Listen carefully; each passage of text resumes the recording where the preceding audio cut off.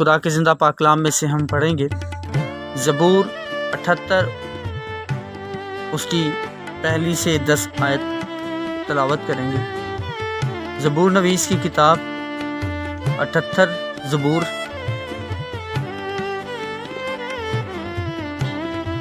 دس آیتوں تک تلاوت کریں گے۔ اے میرے لوگوں، میری شریعت کو سنو، میرے منہ کی باتوں پر کان لگاؤ۔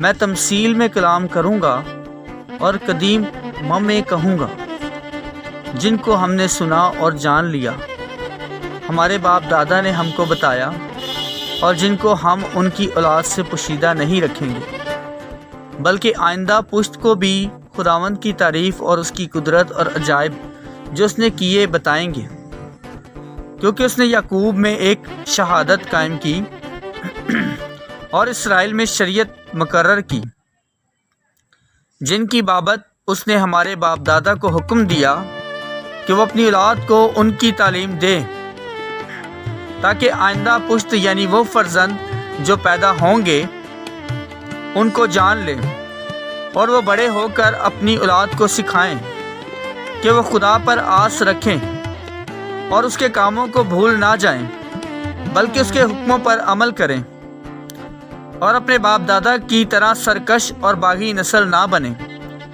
ایسی نسل جس نے اپنا دل درست نہ کیا اور جس کی روح خدا کے زور وفادار نہ رہی۔ بنی افرایم مسلح ہو کر اور کمانے رکھتے ہوئے لڑائی کے دن پھر گئے، انہوں نے خدا کے عہد کو قائم نہ رکھا اور اس کی شریعت پر چلنے سے انکار کیا۔ سو خدا کا کلام پڑھے اور سنے جانے پر ہم سب پر خدا کی خاص برکت ہو، آمین۔ خدا کے کلام میں ہم نے پڑھا ہے، زبور نویس لکھتا ہے، اے میرے لوگوں، میری شریعت کو سنو،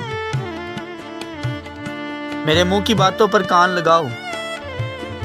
میں تمثیل میں کلام کروں گا اور قدیم میں کہوں گا۔ مامی کا مطلب پہیلیاں، اور لگ بھگ تمثیل کا مطلب بھی یہی ہے کہ ایسی بات جو انسان سمجھتا ہوا بھی نہ سمجھے۔ یہ صرف ان لوگوں کے لیے ہے جو اپنی سوچ کے مطابق زندگی بسر کرتے ہوئے اپنی خوشی، اپنی خواہش کے لیے جو کام کرنا وہ اپنی خوشی سے، اپنی خواہش سے کرنا ہے، یہ جان کر، یہ سوچ کر نہیں کہ خدا کی مرضی ہماری زندگی میں کیا ہے۔ یعنی ہم جو کریں گے وہ اپنے دل سے کریں گے۔ ہمارا دل کرے گا تو ہم فلاں جگہ جائیں گے، ہمارا دل کرے گا تو ہم فلاں کام کریں گے، ہمارا دل کرے گا تو ہم فلاں کام کریں گے۔ اس لیے ایسے لوگوں کے متعلق خدا کا کلام کہتا ہے کہ میں تمثیل میں کلام کروں گا اور قدیم میں کہوں گا، یعنی پہیلیاں کہوں گا۔ تمثیلوں میں جس طرح خداوند یسوع مسیح جب تمثیل سناتے تو بعد از جب شاگرد اس سے پوچھتے تو وہ کہتے کہ تمہیں تو یعنی بھید کی عقل دی گئی ہے، باوجود اس کے تم ان باتوں کو کیوں نہیں سمجھتے؟ پھر بھی خداوند یسوع مسیح ان سے انکار نہ کرتے، بلکہ ان کو تفصیل سے، ڈیٹیل سے، تنہائی میں وہ باتیں ان پر عیاں کرتے، کیونکہ خداوند یسوع مسیح جانتے ہیں کہ یہ تو میرے شاگرد ہیں، ان کی نیتیں، سوچ، خیالات، ارادے صاف ہیں۔ جس طرح بہت سے لوگ خدا میں مسرور و مگن ہوتے ہیں، کچھ دعا میں اور کچھ پرستش میں، لیکن کلام کی بات کو کم سمجھنا، یا پرستش کو کم سمجھنا تو کلام کی بات کو زیادہ سمجھنا، یا دعا زیادہ کرنا تو پرستش اور کلام کی طرف کم توجہ ہونا، اسی طرح خداوند یسوع مسیح ان کو جانتا ہے، تو اس لیے خداوند یسوع مسیح نے ان پر تمثیلوں کو ظاہر کیا، لیکن پھر ان سے یہ بھی کہا کہ میرے بعد تمہارے لیے ایک مددگار تمہارے پاس آئے گا جو تمہیں ساری باتیں تفصیل سے تمہیں بتا دیا کرے گا۔ اس لیے خدا کے کلام میں لکھا ہے کہ اے میرے لوگوں، میری شریعت کو سنو، میرے منہ کی باتوں پر کان لگاؤ۔ یعنی سن کر سن نہیں ہو جانا، بلکہ میری شریعت کی بات کو سننا ہے اور اس پر کان لگانے ہیں۔ جب خدا کے کلام کی بات ہو تو خدا کے کلام کو سن کر اسے اپنی زندگی میں لینا اور اتارنا ہے۔ اگر خدا کا کلام کیا جا رہا ہے تو کبھی اس کلام سے اس کو سن کر جھگڑا فساد پیدا نہیں کرنا، لڑائی نہیں کرنی، یا کلام کو سن کر اس پر منہ نہیں بٹورنا، غصہ نہیں کرنا، بلکہ وہ کلام جو کیا گیا ہے وہ یوں سمجھے کہ آپ ہی کے لیے کیا گیا ہے۔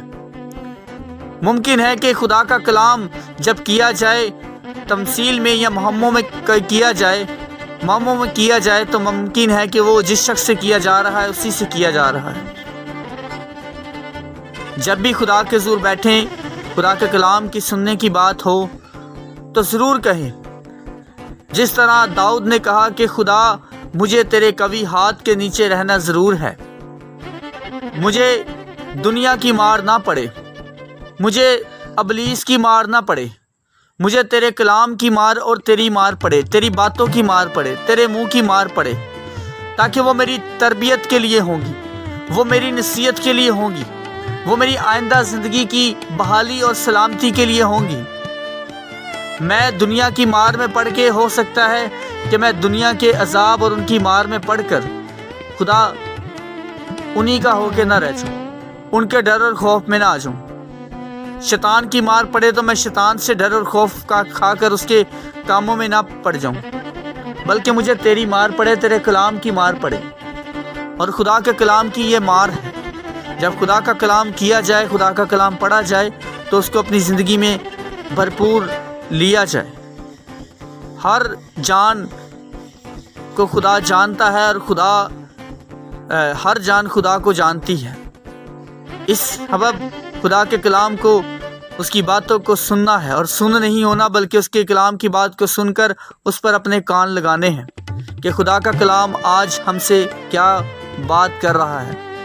ممکن ہے کہ کہیں پہیلی سے کلام ہو، کہیں تمثیل سے ہو، لیکن خدا چاہتا ہے کہ ہر انسان کی نوبت اس کی صحبت تک آئے۔ ممکن ہے کہ کوئی بات خدا کو ہماری ناپسندیدہ یا ناگوار گزری ہو، ہمیں انسانوں کو جواب نہیں دینا، ہمیں انسانوں کو حساب نہیں دینا، ہمیں انسان کسی کا ڈر اور خوف اپنے اندر نہیں رکھنا۔ ہمارے اندر اگر ڈر اور خوف ہو تو وہ صرف اپنے خداوند یسوع مسیح کا اور خدا باپ کا ڈر اور خوف ہو، تاکہ ہم اس کے ڈر اور خوف میں اس کی شریعت کو سنیں، اس کی باتوں پر اپنا کان لگائیں۔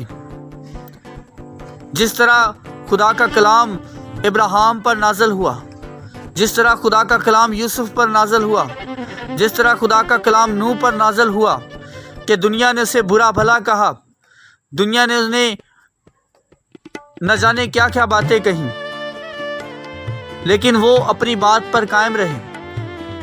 یونا نبی کو نینوا جانے کا حکم ملا، لیکن جب وہ خدا کے کلام سے پھرا اور خدا کی بات سے پھرا تو اس نے مصیبتیں اٹھائیں، اذیتیں اٹھائیں۔ اسی طرح خدا ہمارے ساتھ ایسا کرتا ہے۔ خدا کہتا ہے میں تجھے بھیجتا ہوں کہ تو نینوا جا، لیکن تو ترسیس کو بھاگتا ہے۔ ترسیس میں کیا رکھا ہے؟ ترسیس کو کیوں جا رہا ہے؟ ترسیس میں ایسا کیا ہے؟ ترسیس کی طرف کیوں بھاگا جا رہا ہے؟ میں تجھے نینوا بھیجنا چاہتا ہوں۔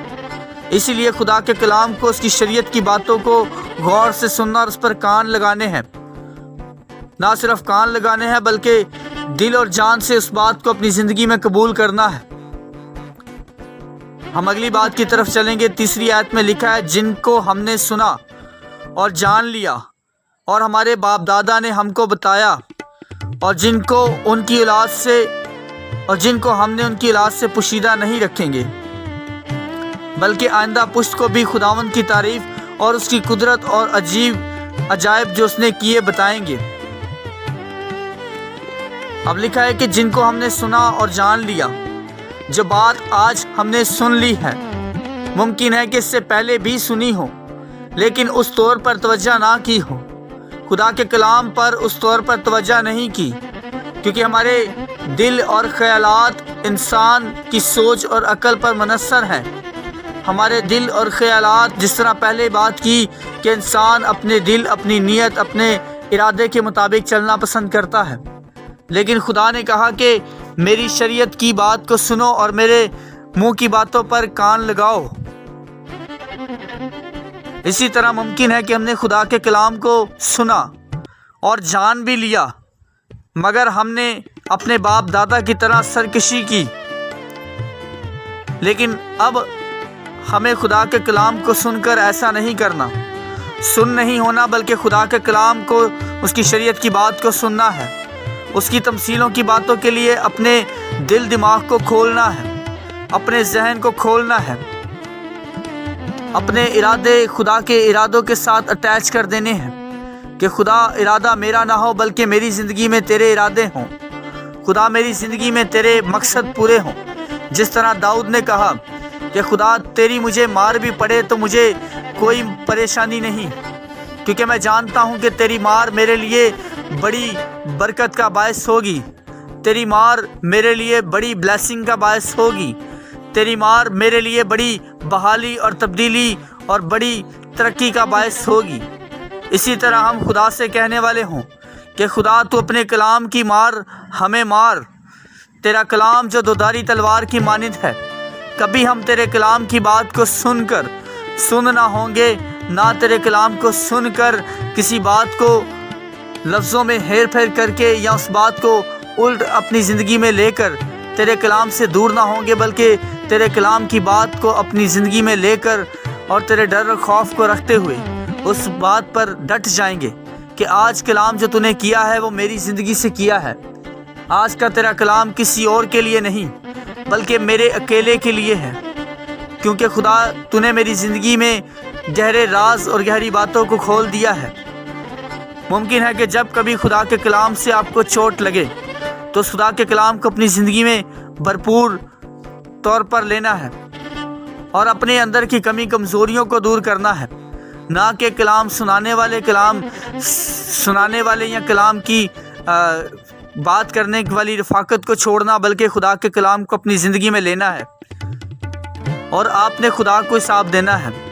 یہ آپ جانتے ہیں، خدا جانتا ہے، خدا آپ کے ارادوں کو جانتا ہے، یہ آپ کا اور خدا کا معاملہ ہے۔ اگلی آیت کی طرف ہم چلیں گے۔ لکھا ہے کہ جن کو ہم ان کی اولاد سے پوشیدہ نہیں رکھیں گے بلکہ آئندہ پشت کو بھی خداوند کی تعریف اور اس کی قدرت اور عجائب جو اس نے کیے بتائیں گے۔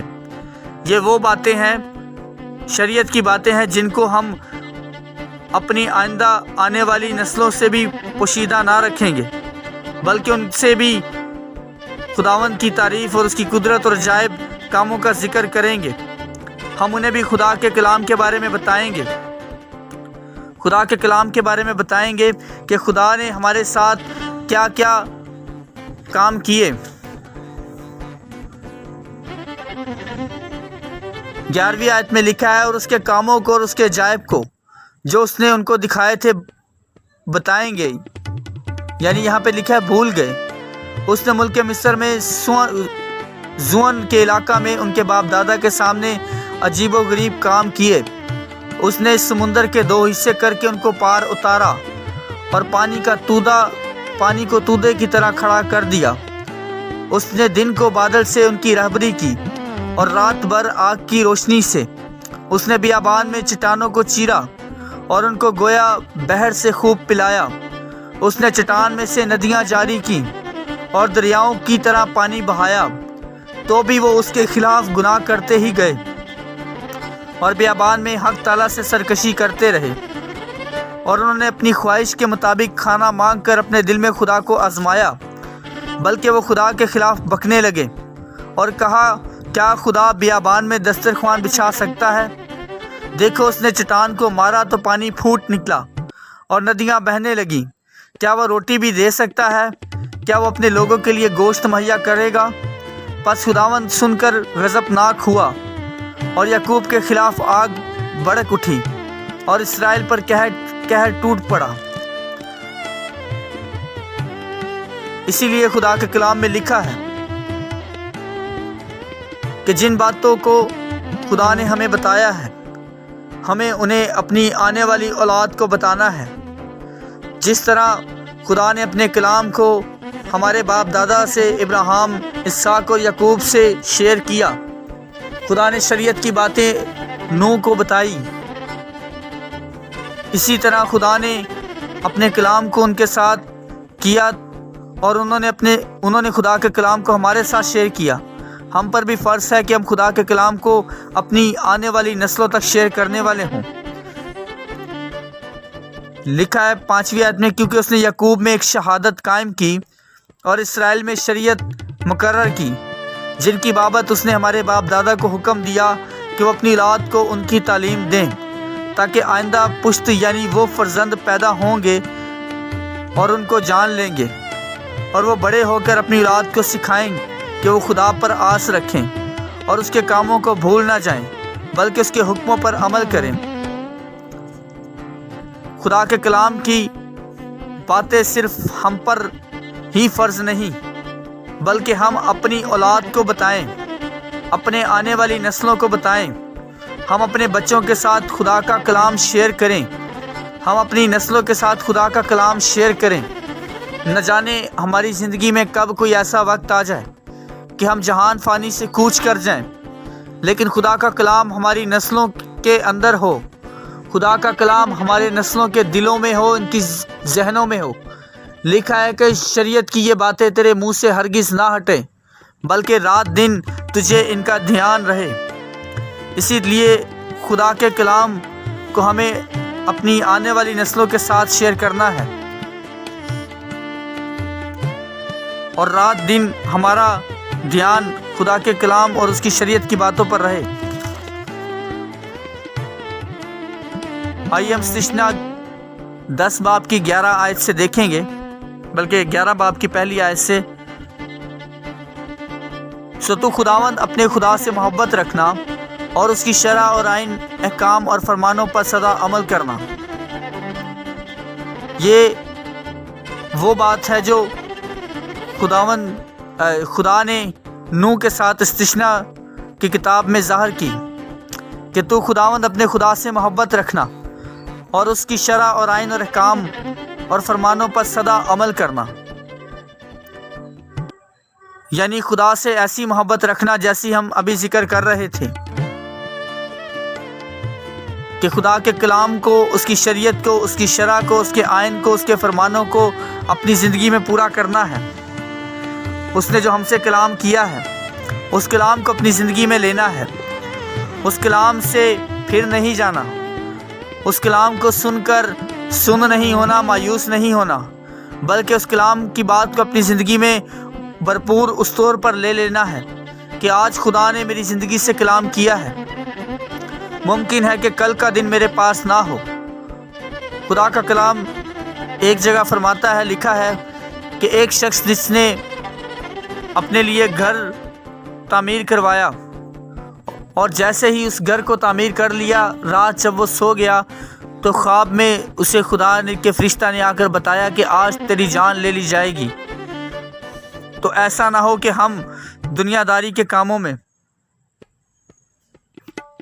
مصروف ہو کر خدا کے شریعت، اس کے احکام اور اس کے فرمانوں کو بھول کر دنیا کے کاموں میں مصروف ہو کر دنیا کے کام تو کر لیں، لیکن خدا کی شرع اور اس کے آئین اور اس کے احکام کو اپنی زندگی میں اس طور پر نہ لیں۔ اگر ہم لے بھی، سن بھی لیں اور اس پر پورا عمل نہ کریں، جبکہ خدا کے کلام میں لکھا ہے کہ شرع اور آئین اور احکام اور فرمانوں پر سدا عمل کرنا، اور خدا کا کلام جو دھودھاری تلوار کی مانند ہے، وہ روز ہمیں اپنے کلام سے سیر اور سودہ کرتا ہے۔ صرف یہ نہیں کہ ہم نے خدا کا کلام سنا اور سن کر کتاب مقدس بائبل کو بند کیا اور رکھ دیا، اور ہم نے غیر قوموں کی طرح یہ جان لیا کہ جس طرح ہم نے اپنے دن اور وقت کو پورا کرنا ہے، فرض کو پورا کر لیا۔ یہ ہم پر فرض نہیں، بلکہ ہم پر یہ قرض ہے کہ ہم نے اپنی زندگی میں خدا کے سارے ان احکام کو ماننا اور عمل کرنا ہے، اور خالی پڑھنا اور سننا نہیں، بلکہ ان پر عمل کرنا ہے۔ اس لیے خدا کے کلام کو پڑھ کر صرف سوچتے ہی نہیں رہنا، بلکہ اس پر عمل کرنا ہے۔ اگلی آیت میں دوسری میں لکھا ہے، اور تم آج کے دن خوب سمجھ لو کیونکہ میں تمہارے بال بچوں سے کلام نہیں کر رہا ہوں، جن کو نہ تو معلوم ہے اور نہ انہوں نے دیکھا کہ خداوند تمہارے خدا کی تنبیہ اور اس کی عظمت اور زوراور ہاتھ اور بلند بازو سے کیا ہوا۔ مقصد ہمیں اپنے خدا سے جو کلام کو آج لینا ہے وہ اپنی آنے والی اولاد کے ساتھ شیئر کرنا ہے، لیکن خدا آج ان سے نہیں بلکہ ہم سے کلام کر رہا ہے، کیونکہ خدا جانتا ہے کہ ہم بالغ ہو چکے ہیں، ہم بالغ ہیں اور خدا کے کلام کو سن کر اسے سمجھ سکتے ہیں۔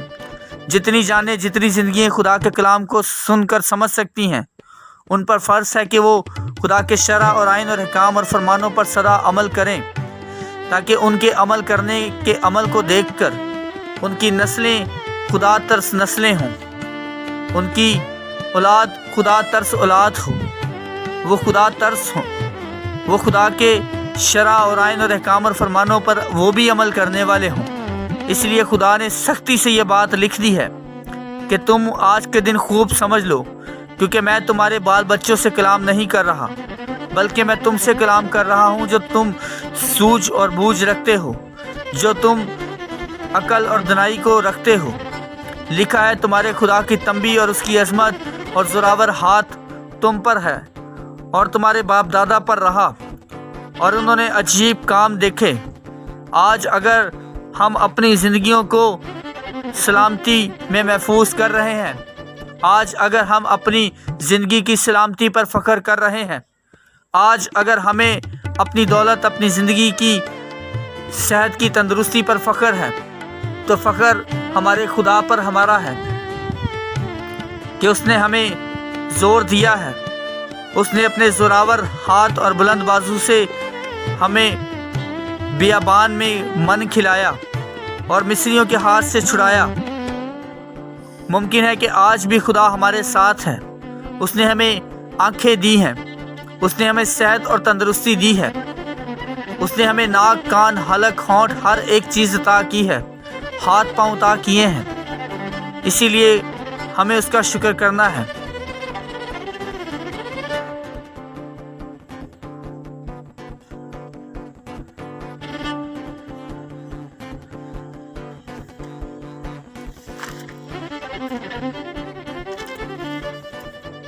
ہم آگے مزید دیکھتے ہیں، امثال 29 باب اس کی پہلی آیت میں لکھا ہے، جو بار بار تنبیہ پا کر بھی گردن کشی کرتا ہے ناگہان برباد کیا جائے گا اور اس کا کوئی چارہ نہ ہوگا۔ جب صادق اقبال مند ہوتے ہیں تو لوگ خوش ہوتے ہیں، لیکن جب شریر اقتدار پاتے ہیں تو لوگ آہیں بھرتے ہیں۔ جو کوئی حکمت سے الفت رکھتا ہے اپنے باپ کو خوش کرتا ہے، لیکن جو قسمیوں سے صحبت رکھتا ہے اپنا مال اڑاتا ہے۔ بادشاہ عدل سے اپنی مملکت کو قیام بخشتا ہے، لیکن رشوت ستان کو اس کو ویران کرتا ہے۔ اسی لیے خدا کے کلام آج ہمیں یہ سکھانا چاہتا ہے کہ وہ اپنے کلام کو بار بار ہمارے ساتھ شیئر کر رہا ہے اور کرتا رہا ہے۔ جو بار بار تنبیہ پا کر بھی گردن کشی کرتے ہیں ناگہاں برباد کیے جائیں گے، اس کا کوئی چارہ نہ ہوگا۔ اگلی آیت میں ہم نے پڑھا، جب صادق اقبال مند ہوتے ہیں تو لوگ خوش ہوتے ہیں، لیکن جب شریر اقتدار پاتے ہیں تو لوگ آہیں بھرتے ہیں۔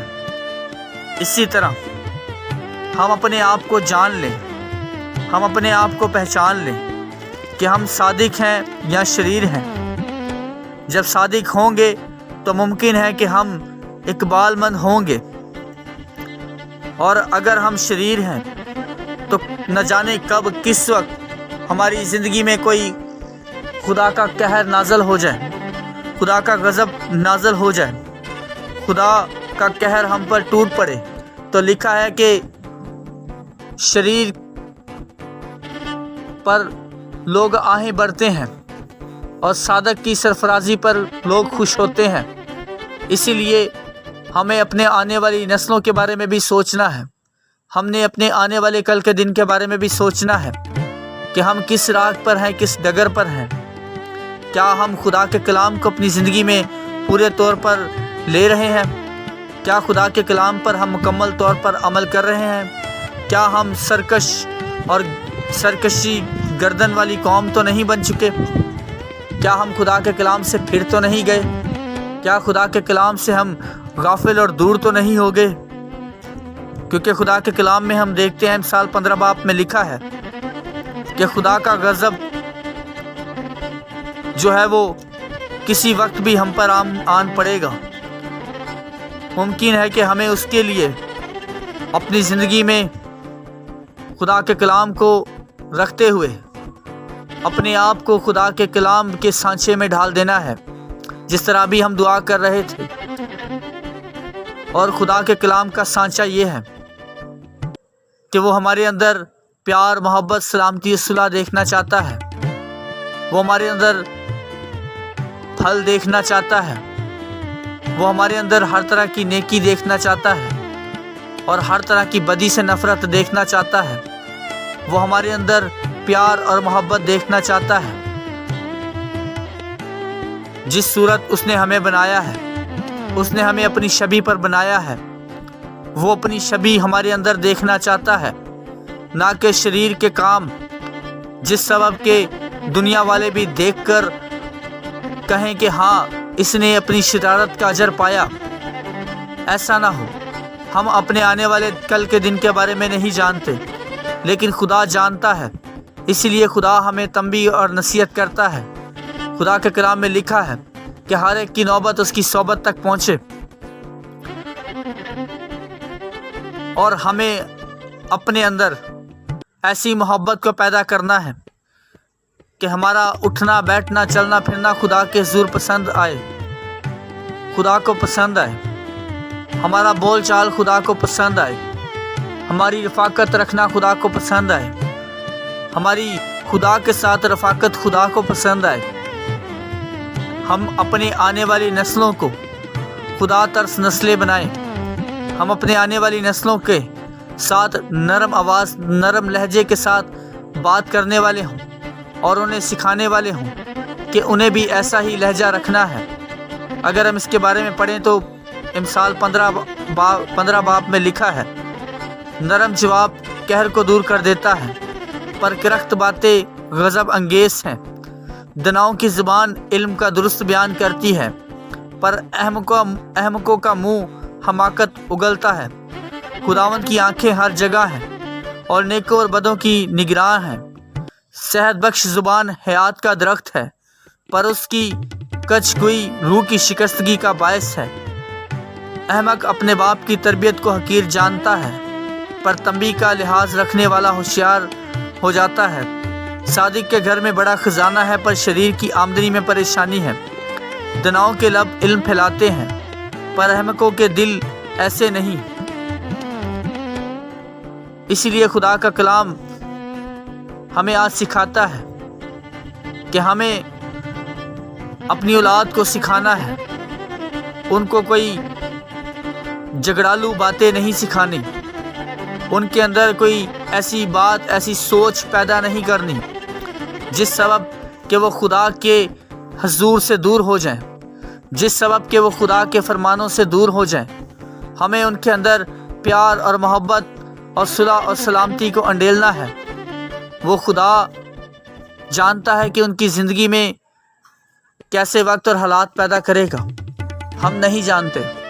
خدا جانتا ہے کہ اس سبب خدا انہیں کتنی برکت دینے کو ہے۔ خدا جانتا ہے کہ ان کے ایسے اعمال اپنی زندگی میں رکھنے کے سبب خدا ان کو ہم سے زیادہ سرفراز اور سربلند کر دے، ہم نہیں جانتے۔ اسی لیے خدا کے کلام کو ہمیں اپنے اوپر بھی لیتے ہوئے اپنی اولاد کے ساتھ بھی شیئر کرنا ہے۔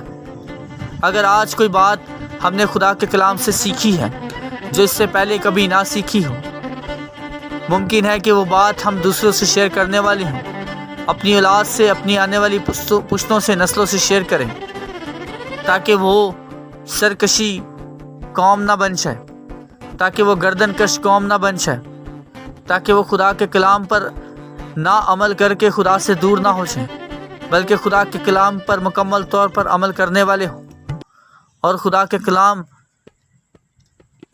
کو अपनी ज़िंदगी में रखते हुए खुदा के ज़ूर वफ़ादारी से चलने वाले हो। आए आज के कलाम के वसीला से हम खुदा की शुक्रगुजारी करते हैं। कहें खुदा तेरा शुक्र हो कि तूने जो मुझसे आज कलाम किया है। हाँ खुदा, आज मैंने तेरे कलाम से ये बात सीख ली है कि ये कलाम सिर्फ़ मेरे अकेले के लिए नहीं है बल्कि पूरी दुनिया और आने वाली नस्लों के लिए भी है।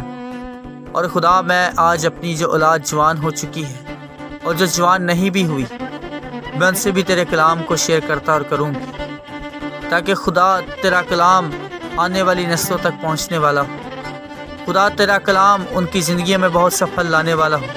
खुदा अगर मेरी ज़िंदगी में उस तौर पर फल नहीं आए, खुदा अगर मेरी ज़िंदगी में उस तौर पर काम नहीं हुआ जिस तरह खुदा ने दाऊद से कहा कि तेरी ज़िंदगी में जंगें हुई, तेरी ज़िंदगी में बहुत से गुनाह हुए, तेरी ज़िंदगी में बहुत सी परेशानियाँ और मुसीबतें थीं, इसलिए मैंने जो वादा हैकल बनाने का किया था वो तुझसे ना करवाया।